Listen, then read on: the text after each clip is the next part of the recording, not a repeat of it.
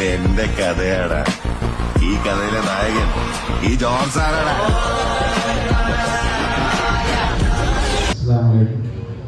എല്ലാവർക്കും സുഖമായിരിക്കുന്നു പ്രതീക്ഷിക്കുന്നു. തന്തപ്പൊടി മാറുന്നേ കുട്ടിക്കളിയാകുന്നേ വലുതാണേ കുഞ്ഞെ പിടിച്ചിട്ട് മാറല്ലേ ഇതൊക്കെ ഒരു ഹാലല്ലേ പടിപ്പടിയായല്ലേ വിലമറനാടല്ലേ പിടിവിട്ട് മാടല്ലേ.